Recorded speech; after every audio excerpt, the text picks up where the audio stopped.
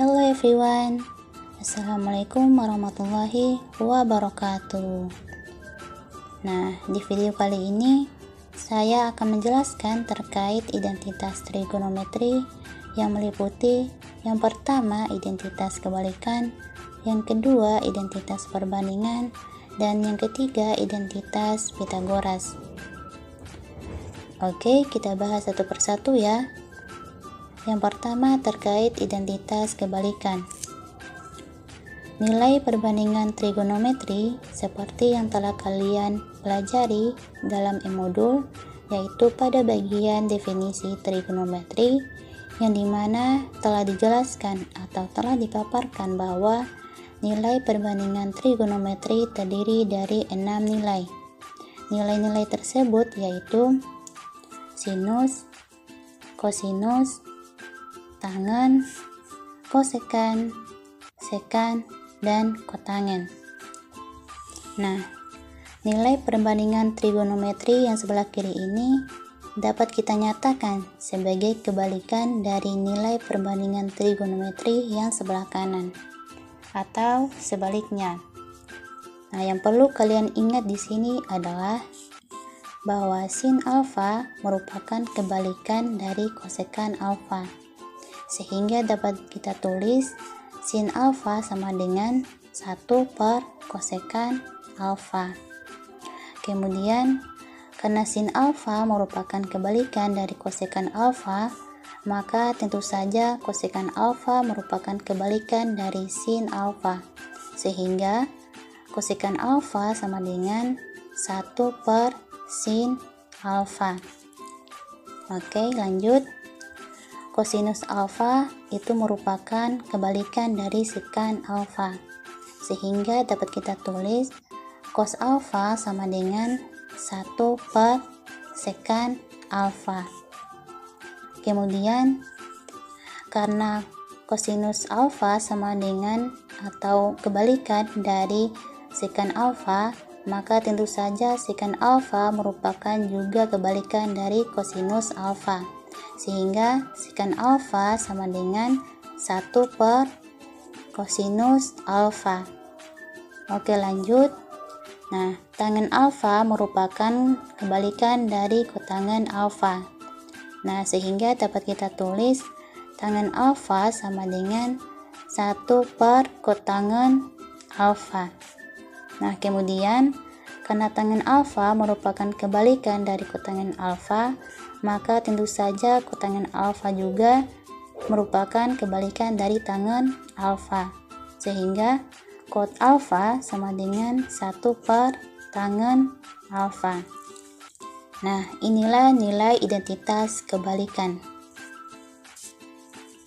Oke, next. Yang kedua terkait identitas perbandingan. Nah, ada beberapa nilai perbandingan trigonometri dapat kita nyatakan sebagai perbandingan, yaitu ada 2 ya di sini. Yang pertama, tangen alfa. Tangen alfa ini dapat kita nyatakan sebagai sin per cos. Berarti sin alfa dibagi cos alfa. Kemudian yang kedua, cot alfa. Nah, karena cot alfa itu merupakan kebalikan dari tangen alfa seperti yang telah saya jelaskan tadi, sehingga dapat kita tukar posisi saja nilai dari tangen alfa. Sehingga cot alfa sama dengan cos alfa per sin alfa. Begitu ya. Nah, ini adalah nilai dari identitas perbandingan. Oke, next. Yang ketiga yaitu identitas Pythagoras. Nah, identitas Pythagoras dapat kita peroleh melalui teorema Pythagoras. Nah, di sini saya gambarkan segitiga siku-siku ABC, yang dimana sisi BC atau sisi depan dari segitiga saya simbolkan dengan A kecil. Kemudian sisi AB atau sisi samping dari segitiga saya simbolkan dengan B kecil. Kemudian sisi AC atau sisi miring yang disebut dengan hipotenusa saya simbolkan dengan C kecil. Lalu sudut siku-siku berada di sudut B. Kemudian untuk sudut A-nya dapat saya simbolkan dengan alfa. Nah, dari gambar segitiga siku-siku ini dapat kita peroleh teorema Pythagoras. Adapun teoremanya yaitu A kuadrat ditambah B kuadrat sama dengan C kuadrat. Berbicara terkait teorema ini, kalian masih ingat nggak? Semoga masih ingat ya, karena ini telah kalian pelajari di awal pembelajaran, yaitu pada definisi trigonometri. Oke, lanjut. Adapun teorema Pythagoras ini dapat kita gunakan untuk memperoleh identitas Pythagoras. Nah, bagaimana caranya? Caranya yaitu masing-masing ruas, yaitu ruas kanan dan ruas kiri, kita bagi dengan C kuadrat. Sehingga dapat kita tulis A kuadrat per C kuadrat ditambah B kuadrat per C kuadrat sama dengan C kuadrat per C kuadrat. Nah, per ini artinya bagi ya, dibagi. Nah, kemudian karena pembilang dan penyebutnya itu sama-sama dipangkatkan 2 atau dikuadrat, maka dapat kita keluarkan duanya, sehingga buka kurung A per C tutup kurung dikuadratkan atau dipangkat 2 ditambah buka kurung B per C tutup kurung dikuadratkan sama dengan 1. Nah, ini 1 diperoleh dari C kuadrat per C kuadrat. Ini jelas ya, karena pembilang dan penyebutnya itu sama, sehingga kalau dibagi akan menghasilkan 1. Oke, dari sini kita kembali lagi di segitiga siku-siku, dimana di sini kita misalkan nih bagian sisi depannya yaitu A kita bagi dengan sisi miringnya yaitu C, maka akan menghasilkan sin alfa. Nah, kemudian sisi miringnya kita bagi dengan sisi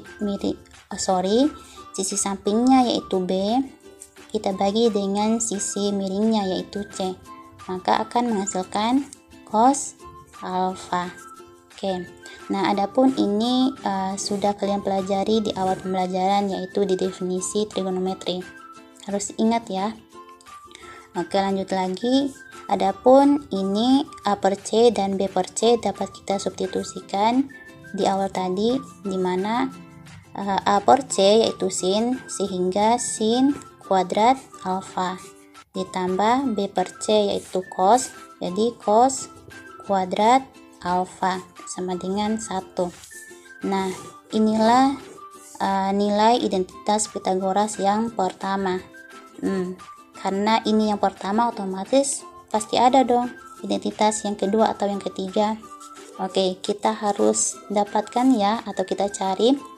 Caranya yaitu kita gunakan identitas Pythagoras yang pertama ini, sehingga sin kuadrat alfa ditambah cos kuadrat alfa sama dengan 1. Nah, kedua ruas yaitu ruas kanan dan ruas kiri masing-masing kita bagi dengan cos kuadrat alfa ya. Nah, sehingga dapat kita tulis sin kuadrat alfa kita bagi dengan cos kuadrat alfa ditambah cos kuadrat alfa kita bagi atau per cos kuadrat alfa sama dengan 1 per cos kuadrat alfa. Nah, sampai sini dapat kita lihat, dimana dapat kita lihat bisa digunakan identitas kebalikan dan identitas perbandingan untuk menyelesaikannya. Nah, sin kuadrat alfa per cos kuadrat alfa berarti sin per cos, sehingga dapat kita lihat antara di identitas kebalikan atau di identitas perbandingan. Kalau sin per cos itu menghasilkan apa?